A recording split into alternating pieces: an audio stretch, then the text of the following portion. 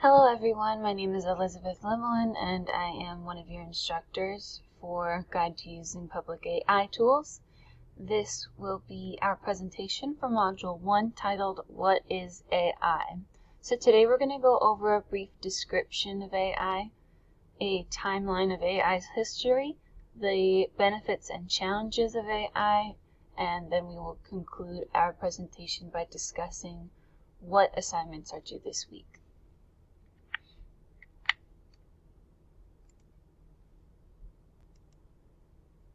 So starting with description, artificial intelligence, or AI for short, is technology that enables a computer to think or act in a more human way.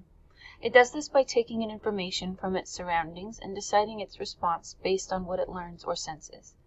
AI is software that can be designed to do things that only humans used to be able to do.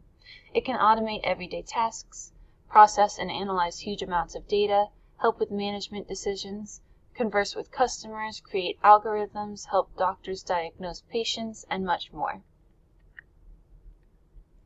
Next, we're going to discuss the timeline from 1960s to 2017, starting with the 1950s. In 1950, we have the Turing test. Computer scientist Alan Turing proposes a test for machine intelligence. If a machine can trick humans into thinking it is human, then it has intelligence. Then in 1955, we have when AI was born. The term artificial intelligence was coined by computer scientist John McCarthy to describe the science and engineering of making intelligent machines.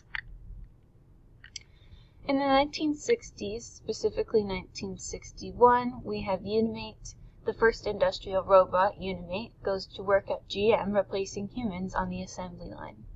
In 1964, we have ELIZA, pioneering chatbot developed by Joseph Weizenbaum at MIT, holds conversations with humans. In 1966, we have Shaky, the first electronic person from Stanford. Shaky is a general-purpose mobile robot that reasons about its own actions. Then we have a brief break. Many false starts and dead ends leave AI out in the cold, but again, in the 1990s, we have some more developments.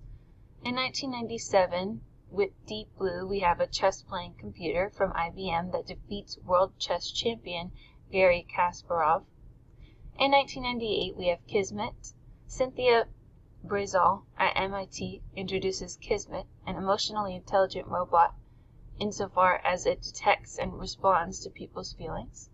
In 1999, we have AIBO. Sony launches first consumer robot pet dog, which is an AI or robot with skills and personality that develops over time.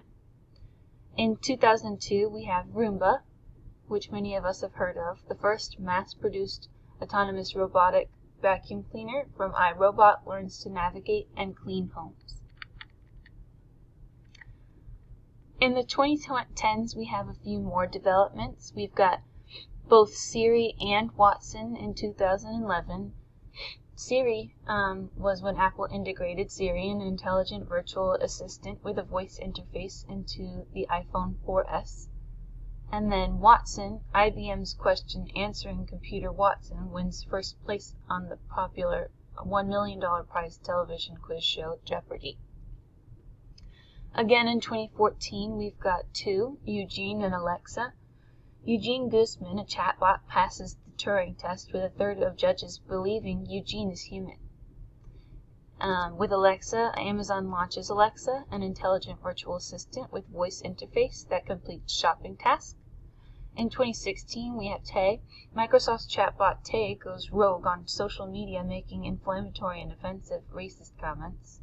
Okay, so obviously we do have developments, perhaps not the best in this situation, but in 2017 we've got AlphaGo. Google's AI AlphaGo beats world champion in the complex board game of Go, notable for its vast number of possible positions. We're now going to move into the benefits of AI, starting with productivity. AI can increase workplace productivity by as much as 300%.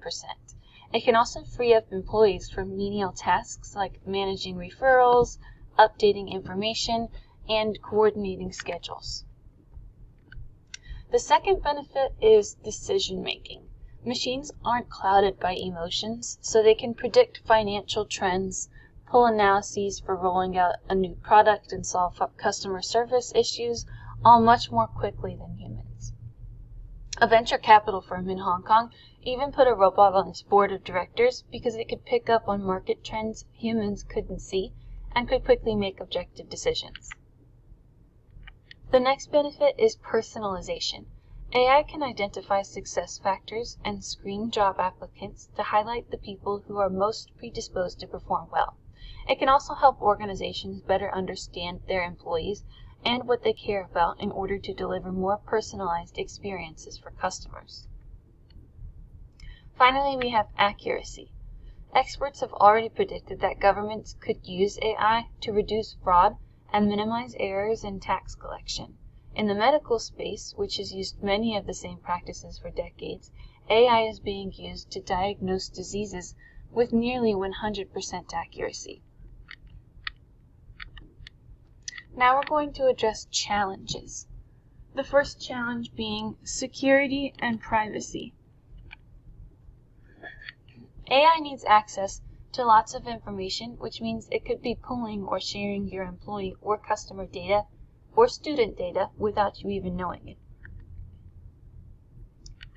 Next is rules and regulations. There are no rules and regulations currently in place to help control what AI can be used for, what information it has access to, or what to do when something goes wrong.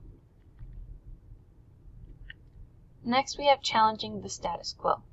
Implementing AI is a huge transition that can upset many of the established practices and processes inside organizations.